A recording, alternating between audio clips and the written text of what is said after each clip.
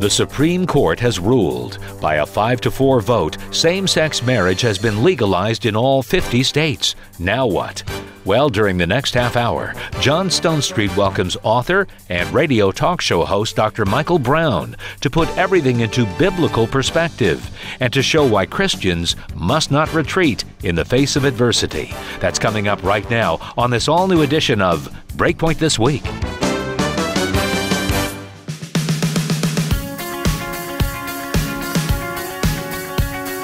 From the Chuck Colson Center for Christian Worldview, this is Breakpoint This Week with John Stonestreet. What a tough time digesting all the recent news, huh? It's easy to get discouraged, but as you'll be reminded today, we should turn those emotions into godly action. Here's John. Well, welcome to Breakpoint This Week. As we all know, Friday, June the 26th, will go down, at least in U.S. history, as the day that officially same-sex marriage was brought to America in a Roe v. Wade sort of fashion by the United States Supreme Court, and particularly by Justice Kennedy's opinion. And of course, we have to talk about it. I know some of us don't really want to talk about same-sex marriage. Some of us are tired of talking about the Supreme Court's decision. I'm with N.T. Wright on this one, that the church doesn't always get to choose what it does and doesn't talk about. We find ourselves, just like everyone else, in a time and in a place with particular concerns, particular ways that the culture is either acknowledging God or rejecting God. And this is our moment, like it or not. But I don't want to talk about this alone. Of course, I've written a book on same-sex marriage, but my guest today has written prolifically on the issue of homosexuality and Christianity, and specifically on what we might call the gay revolution. Dr. Michael Brown is a well-known radio host for a daily program, a scholar, a Jewish believer in Jesus. He describes himself as a heroin-shooting, LSD-using, hippie rock drummer who came to faith in 1971 and has a PhD now in Near Eastern languages and literatures from NYU, and he's joining us today, at least for the recording part of this, from Jerusalem. Dr. Brown, it's great to have you on the program. Great to be on the air. And you know, when you mention things we choose to talk about or not talk about, my own life and ministry was quite full, quite busy, leading a Bible school, sending out missionaries overseas, traveling around the world, preaching, writing apologetics books, debating rabbis, lecturing at seminaries. My life was quite full, and the last thing I would have wanted to get involved with is controversy over homosexuality, because it's a lose-lose situation. You stand up for what's right, people hate you. You don't stand up, then you don't help the culture.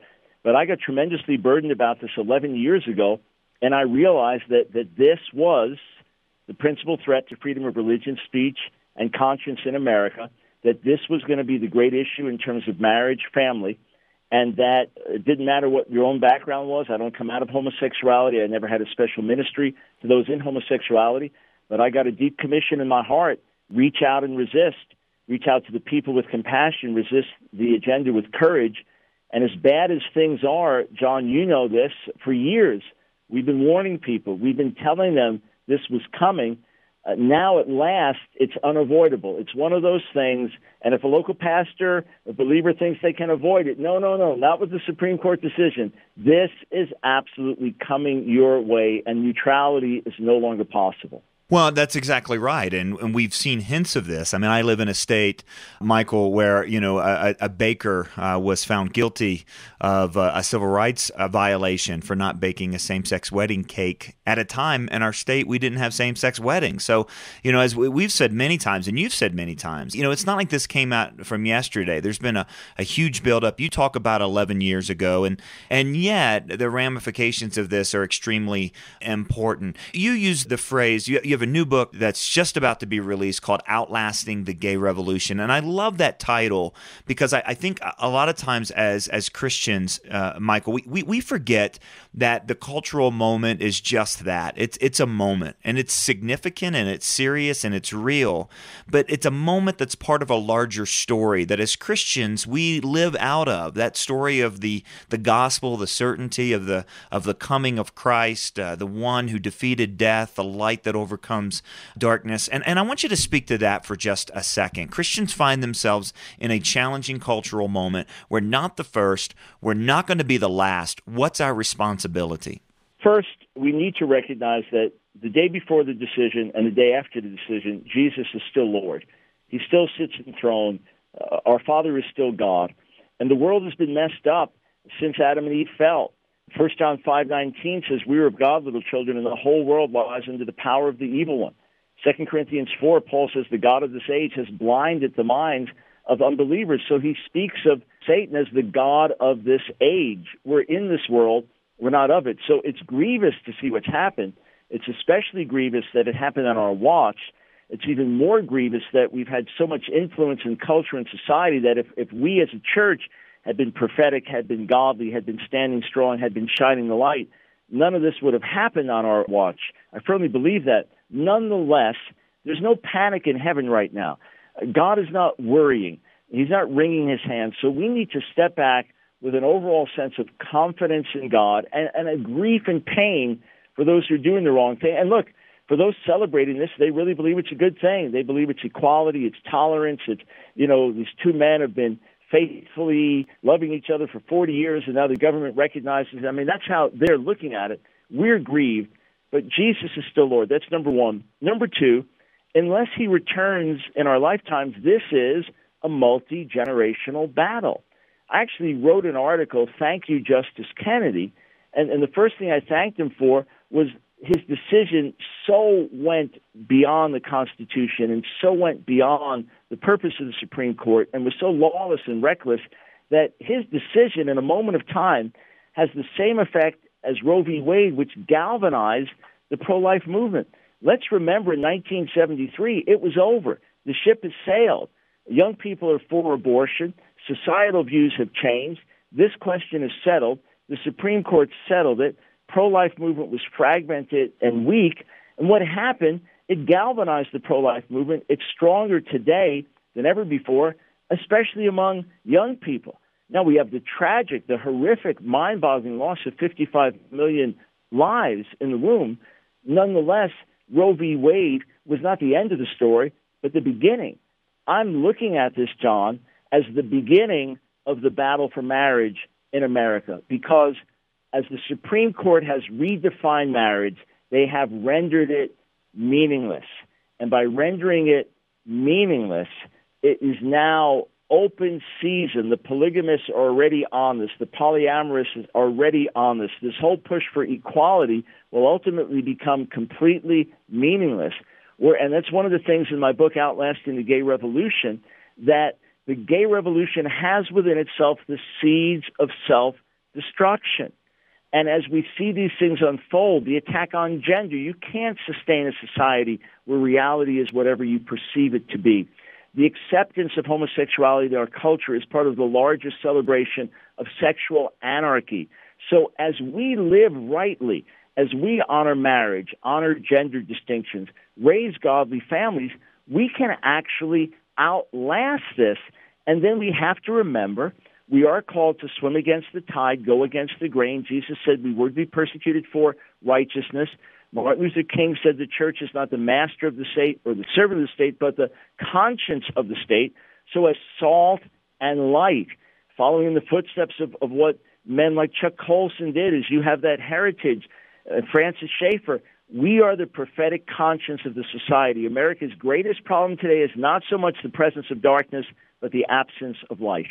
My guest today is Dr. Michael Brown. You know him as the daily radio talk show host of the show Line of Fire and the author of the upcoming book Outlasting the Gay Revolution and the author of many others. We're talking here on Breakpoint this week about the Supreme Court decision. And Michael, you've given us 8 principles in the book, and I want to get to those. But first, I want to just look at Justice Kennedy's words, because I think it's important for all of us to really to understand what was said and what wasn't said, what was dealt with and what wasn't dealt with. So let's deal specifically, if we can, with the decision. I know in the oral arguments, Kennedy, kind of like he was almost misleading us. I mean, we kind of had the impression that his mind was already made up. He kind of gave some, he's the one that brought up that word millennia, that marriage, has been understood this way for millennia, and that's a really long time. And it made some folks think, well, maybe he's going to take seriously the historic view here. And then you read the opinion, and it was really really a secular progressive narrative of moral evolution,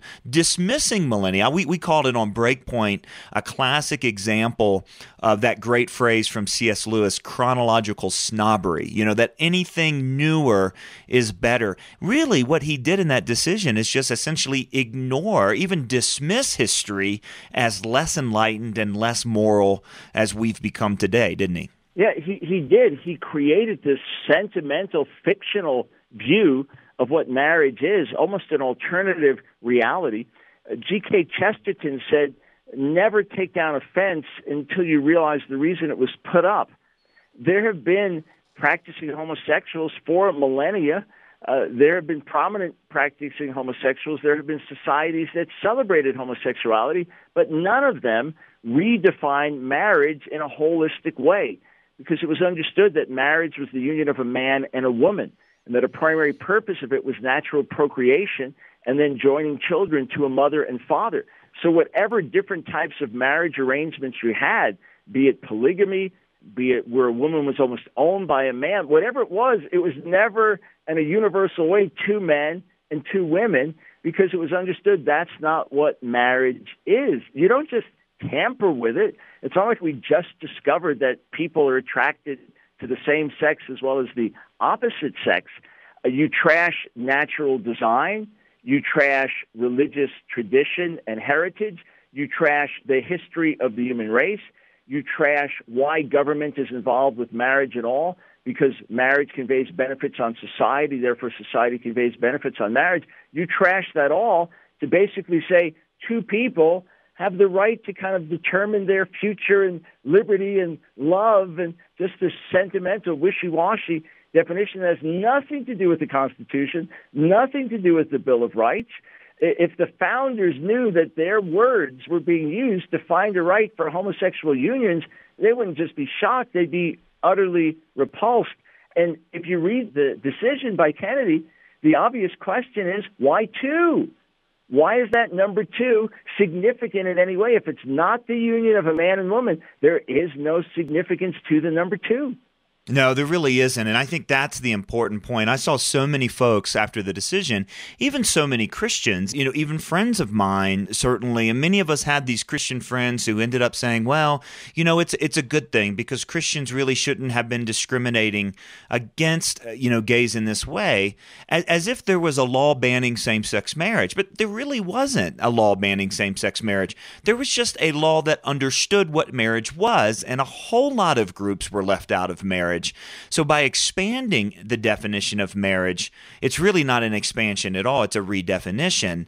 And now it's even more arbitrary that those who identify as gay and lesbians are let into marriage, but other folks, the polyamorous, polygamous, even, brothers and sisters who want to get married, some of these things which we think are just kind of way out in left field, now the kind of arbitrary discrimination of this new decision seems even more stark in contrast, in my mind, than any supposed discrimination before it. Absolutely. And when I thank Justice Kennedy for what he did, obviously sarcastically, the first point was, you have galvanized the pro-marriage movement. The second point was you have confirmed what we've been warning about, namely that gay activism is the principal threat to religious freedoms and freedoms of conscience and speech. And third, you've now confirmed our point that once you redefine it, you render it meaningless. Look, let's recognize that a lot of the turn in the culture today is due to media bombardment. There's not a lot of critical thinking. The President of the United States, the most powerful man in the world in many respects, tweets out, "Love is love," when the Supreme Court overturns the Defense of Marriage Act. Just a meaningless tweet.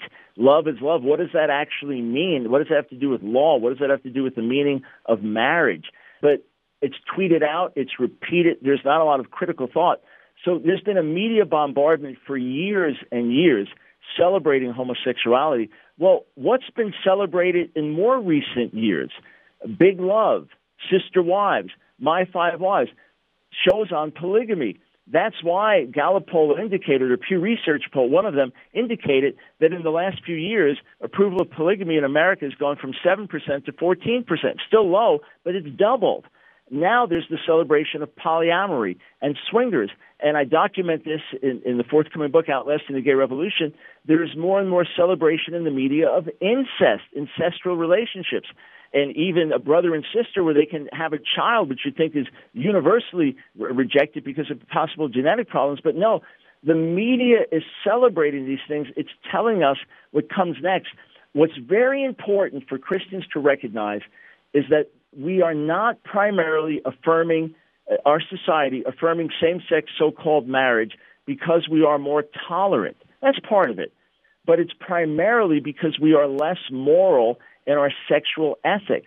The very same groups of people that overwhelmingly approve the redefining of marriage also overwhelmingly approve sleeping together out of wedlock, having children together out of wedlock, whereas those who have a higher moral sexual standard in general overwhelmingly disapprove the redefining of marriage. This is part of sexual anarchy, and Justice Kennedy almost writes sexual anarchy as a right, a constitutional right. After all, he's the same justice that found that through the Constitution, there was not only a right to sodomy, but there should be a respect of sodomy. That's what we're dealing with. One of your principles in the book Outlasting the Gay Revolution is that sexual purity trumps sexual anarchy, and that's number 3, right after number 2, which is take the highest moral ground. And you said something earlier that I think we want to revisit, because all of us woke up Friday morning, we looked at the decision. Of course, many of us expected it, but it still kind of felt like a gut punch, I think, for many believers. Again, not because we think that Christian morality should be imposed. I just think reality itself should be acknowledged, like the reality of marriage and the reality of gender. And then we moved on, right, to what do we do now? And then it wasn't that long ago, another high-profile pastor had a moral failing that came to light. We've had a lot of them. And this is an interesting dilemma we're in, that there's some cleaning up of our own house that needs to take place, isn't there? Yes. Judgment begins with the house of God. I've said for many years, this is not some new saying, I've said for many years that no-fault heterosexual divorce in the church has done more to destroy marriage than all gay activists combined. Look, we have preached such a soft, compromised gospel. The American gospel mindset is, this is who I am, this is how I feel, and God is here to please me. The biblical mindset is, this is who God is, this is how God feels, and we are here to please Him. We need to repent of our own sin. Yes, the terrible scandals. I don't blame the world for looking at the church as hypocritical. Thank God there's so many fine people. There are far more people walking in integrity than falling into scandals. But it's all too many of our prominent leaders. That's us. That's our brother. That's our sister. Prominent divorce and remarriage with no possible scriptural justification. The adulterous affairs, drug use, scandals of all kinds, homosexual abuse. And this is among national leaders, prominent TV personalities. So we need to humble ourselves. I think that we've gotten caught up with the same lust for power and influence and riches that the world does, and that's a sure path to immorality and destruction. And the positive thing, the silver lining, John, is that the world thinks we should be different. The world thinks that we as Christians should be moral and shouldn't be fornicating and messing up our marriages. And they think that we should be caring for the poor and doing good work. So as much as they despise us for our moral stand, they think we should be moral. The bad news is we've really fallen short. The good news is there could be great awakening that comes through us. And I'm thankful that we've been sounding the alarm, so many of us, for so many years. So few have been listening. We predicted in writing. I just wrote in a new article coming out, Professor Robert Gagnon, New Testament scholar, in 2007, was talking about certain things that would happen that would lead to this, list this, in a Supreme Court decision that would recognize, quote, homosexual marriage. We've been talking about these things for years now, but people are starting to listen. They're finally starting to wake up, which gives me hope that if we'll humble ourselves and pray, something can happen. 1966 cover story, Time magazine, Is God Dead? This is in the midst of the counterculture revolution and the spiritual darkness and deception. 5 years later, cover story, Time magazine, The Jesus Revolution. God did exceptional things. That's when I came to faith out of a totally decadent lifestyle. There is hope, but it's going to be a very painful time. There definitely is a lot of hardship ahead as we face what's coming. The good news is this could wake us up and really help us to live for Jesus and pray for awakening. And we have not yet heard the end of this story. My guest is Dr. Michael Brown, the host of the radio show Line of Fire and the author of the upcoming book, Outlasting the Gay Revolution. And Michael, that's one of the reasons I wanted to have you on the show, is because I think we need voices who take this issue as seriously as it is and yet not fall into that temptation of despair. The Apostle Peter talks about hope not as if it's a thing we might have, but a thing we have to have because Christ has risen from the dead. But, I think it's also important to realize too. I mean, just you gave an example from somewhat recent history of the imminent demise of the church being predicted, and clearly it wasn't. And we're not the first Christians either to find ourselves in a sexually broken culture. And sexually broken cultures, as you say, sexual anarchy, it will run out of gas. It's set up for self-destruction, and so that hope is still there. And you point to two things. This is Principle 6 and Principle 7. And I want to jump to them a few short minutes that we have left. Principle 6 is keep propagating the truth until the lies are dispelled. And I'm so glad you added that in there because, again, I think many people think it's settled. The debate has been had. But that's the whole point. The debate hasn't been had. We haven't had a rational national debate on same-sex marriage or sexual orientation, or certainly not the transgender ideas and the definition of marriage. What we've had is a bunch of stories, a bunch of images, and so on that have tugged at our hearts and so on. But it's kind of the same thing with abortion. Once the truth of the humanity of the unborn came out through ultrasound and through really sharp apologetics arguments, we saw hearts and minds change. Do you really think that can happen again on the issue of same-sex marriage and homosexuality and all of those related LGBT issues? Oh, absolutely. You're entirely right. The debate has not been had. It's been an emotional debate more than anything. I care about people. I understand it's not just an issue. This is people. But absolutely, the tide can turn. When truth comes out, when people realize that gay is not the new black, that transgender is not the new black. Look, we had just a little glimpse of it as everybody's celebrating Caitlyn Jenner, who's a woman because he says he's a woman and that's how he feels. And then the next breath, they're condemning Rachel Dolezal, who says she's black because she feels she's black. Hang on, problem there. And there are some people saying, well, if she says she's black, she is black. And people are starting to say, wait a second. And you mean we're going to have gender-neutral bathrooms? It can only go so far. So I expect the volume against us to be really turned up. But all I care about is this. Am I on the side of truth? If I know I'm on the side of truth, I don't care about the resistance. Jesus said, heaven and earth will pass away, but my words will never pass away. Paul said we can do nothing against the truth, only for the truth. So I'm mega encouraged when I know I'm on the side of truth because ultimately, John 1, the light shines in the darkness, and the darkness can't overcome it. Of course the tide can turn here. And I really appreciated principle number 7, factor in the God factor, which is, I think it was T.S. Eliot who said, for us there is the trying and the rest is God's business. Many of us woke up Friday and heard the news and it seemed like history was against us. I actually had a pastor tell me, Michael, as I was writing my book on same-sex marriage, John, it's over, we've lost. And that's just not the right perspective. God is still on his throne, and who knows when Aslan is on the move, right? Absolutely. And I know time is short, but I have known for years all this was coming, but when God laid it on my heart to get involved, it wasn't to get on a sinking ship and just join on a sinking ship. It was to ultimately see victory and turn in the Lord. So I feel like an umbrella salesman in the desert. I've been saying a storm's coming. Now the storm's here. Okay, we got the umbrellas. We have the solution. At least now people are going to listen to us, and we know that everything that the world, society, circumstances, or even Satan himself is meant for evil, God can turn for good. I had just finished speaking in Israel. I looked at my cell phone, and I'm getting flooded with reports because the verdict had come out. I was expecting it on Monday, and here it hit on Friday. And it is a blow. I mean, it's a punch in the gut. But my feeling was, okay, we've been waiting for this. This is now the beginning of round 1 of the battle. That's how I'm looking at it. Well, Dr. Michael Brown, I want to thank you for joining us, bringing some clarity to what we've all kind of been watching and listening to, praying through over the last week. Again, your book, Outlasting the Gay Revolution, where homosexual activism is really going and how to turn the tide. This is a forthcoming release. September, is that when we can expect to see it? Yeah, but folks, if they go to Amazon, they can pre-order it now. It's already the #1 best-selling book on gay and lesbian activism on Amazon. So let's get the word out and see what happens. Go to Amazon.com. You can find the book Outlasting the Gay Revolution, or visit us at Breakpoint.org. Click on the link for this show, and you can find out how to pick up Michael Brown's book. It's been a pleasure to talk to you. Thank you for joining us on Breakpoint this week.